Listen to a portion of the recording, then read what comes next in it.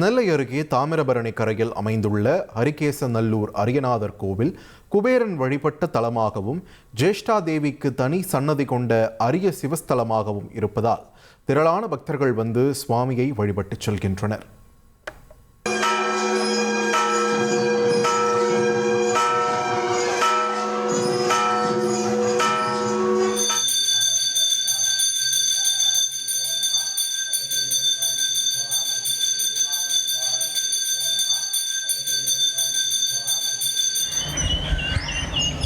திருநெல்வேலி அருகே பாயும் தாமிரபரணி ஆற்றின் கரையில் அமைந்துள்ள புனித ஸ்தலங்களில் தனித்துவம் பெறுவது ஹரிகேசநல்லூரில் உள்ள ஸ்ரீ பெரியநாயகி சமேத அரியநாதர் திருக்கோவில். சுமார் 1500 ஆண்டுகள் பழமை வாய்ந்த இந்த திருக்கோவில் வரலாறு புராணத்தோடு தொடர்புடையது. திருநெல்வேலி நெல்லையப்பரை கோவிலை கட்டிய நின்ற சீர் நெடுமாற பாண்டிய மன்னன் என்று சொல்லக்கூடிய ஹரிகேசரி ஈஸ்வரமுடையார் பாண்டிய மன்னரால் கட்டப்பட்ட இத்திருத்தலத்தில் அரியநாத சுவாமி பெரியநாயகி அம்பாள் வீற்றிருக்கிறார். இந்த திருக்கோவிலை கட்டிய நின்றசி நெடுமாற பாண்டிய மன்னனால் ஹரிகேசரி ஈஸ்வரமுடைய பாண்டிய மன்னராலேயே இச்சுவாமியின் பெயர் ஹரிகேசநாதர் என்றும் இந்த ஊருக்கு ஹரிகேசவநல்லூர் என்ற பெயரும் சிறப்பு பெற்றது. பாண்டிய மன்னன் ஹரிகேசரி கட்டியதாக கூறப்படும் இத்தலம் அவரது பெயரால் ஹரிகேசநல்லூர் என்று அழைக்கப்படுகிறது. கல்வெட்டு சான்றுகள் இதன் தொன்மையை உறுதிப்படுத்துகின்றன. புராண கதைகளின்படி ராவணன் தனது சகோதரனான குபேரனுடைய செல்வங்களையும் புஷ்பக விமானத்தையும் பறித்துச் சென்றபோது அனைத்தையும் இழந்த குபேரன் இத்தலத்திற்கு வந்து சிவலிங்கத்தை நிறுவி இறைவனை வழிபட்டதாக கூறப்படுகிறது. அதன் அருளால் அவர் இழந்த செல்வங்களை மீண்டும் பெற்றதாக பக்தர்கள் நம்புகின்றனர். இத்திருக்கோவிலில் மிகவும் அற்புதமாக குபேரர் வீற்றிருக்கிறார். ராவணனால் தான் இழந்த செல்வங்களை எல்லாம் குபேரர் இத்திருத்தலத்தில் வந்து சுவாமியை வழிபட்டதால் நவநிதிகளையும் திரும்ப பெற்றதாக ஐதீகம். மற்றொரு சிறப்பு அதிசயம் என்னவென்றால் இத்திருக்கோவில் திருநெல்வேலி மாவட்டத்தில் இத்திருக்கோவில் மட்டுமே ஜேஷ்டாதேவி அம்பாள், சனீஸ்வர பகவானுடைய மனைவியான ஜேஷ்டாதேவி அம்பாள் தனது குழந்தைகளுடன் காட்சி அளிக்கிறார். அதனால் இழந்த செல்வம், புகழ், ஆரோக்கியம் மீள வேண்டும் என்று வேண்டுபவர்கள் இங்கு வந்து சுவாமியை வழிபட்டு செல்வது வழக்கம். கோவிலில் கோபுரம் இல்லாவிட்டாலும் உள்ளே நுழைந்தவுடன் கொடிமரம், பலிபீடம், நந்தி ஆகியவை பக்தர்களை வரவேற்கின்றன.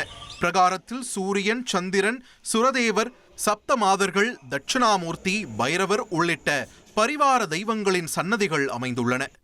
குழந்தைகளுக்கு அடிக்கடி காய்ச்சல் வராமல் இருக்க சுரதேவரை வழிபடுவது நம்பிக்கையாக உள்ளது.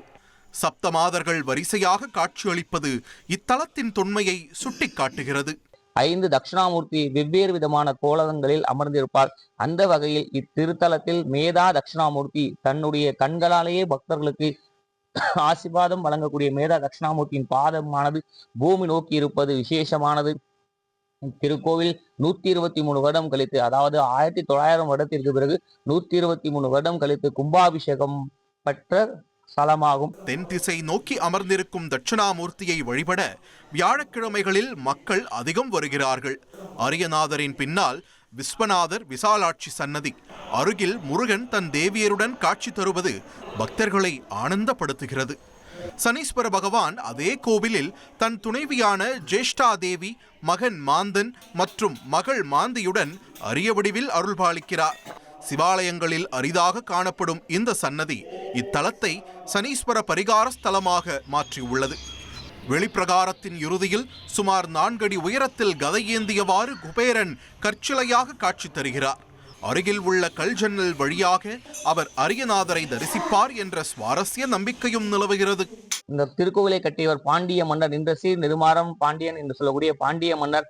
அவருடைய மனைவி சோழ தேசத்து இளவரசி மங்கையர்க்கரசி.